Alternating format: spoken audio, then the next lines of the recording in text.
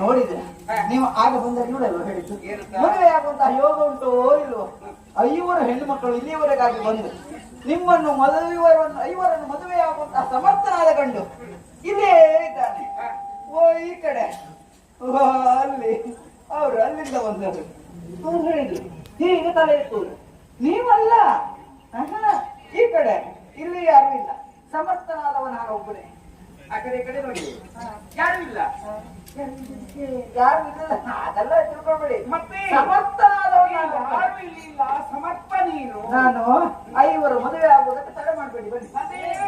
ನನ್ನ ಮಧ್ಯಾಹ್ನದಕ್ಕಾಗಿ ಬಂದದಾಗ ನಾವು ಸುಬ್ರಹ್ಮಣ್ಯ ನನ್ನ ಮದುವೆ ಆಗಬೇಕು, ನಮ್ಮ ಮಲ್ಲಾಸಿಗಳಲ್ಲಿ ಈ ಶಿಬಿರಿಗೆಯಲ್ಲಿ ಹೇಗೆ ಮತ್ತು ಆಸೆಯಿಂದ ಬಂದು ಎಲ್ಲ ತಡೆಯನ್ನು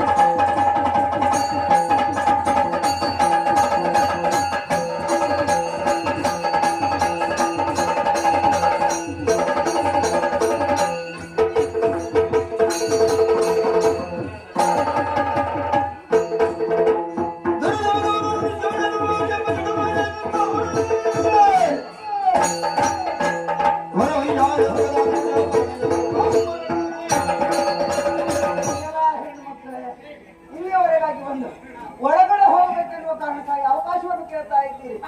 ಇಲ್ಲಿ ಒಂದು ನಿಯಮದ ನಿಬಂಧನೆ ಎನ್ನುವುದಿದೆ. ಕಾಮ, ಕ್ರೋಧ, ಲೋಭ, ಮೋಹ, ಮದ, ಮತ್ಸರ, ದಂಭ, ದರ್ಪ, ಈರ್ಷ್ಯ, ಅಸೂಯೆ ಎನ್ನುವಂತಹ ದಶಗುಣಗಳನ್ನು ತ್ಯಜಿಸಿದಂತವರಿಗೆ ಮುಕ್ತ ಅವಕಾಶವನ್ನು ಕಲ್ಪಿಸಿದ್ದೇವೆ. ಋಷಿಮುನಿಗಳಿದ್ದಾರೆ, ಸುರರಿದ್ದಾರೆ, ಕಿಂಕರರಿದ್ದಾರೆ, ಗರುಡರಿದ್ದಾರೆ, ಪೂರಾಗರು.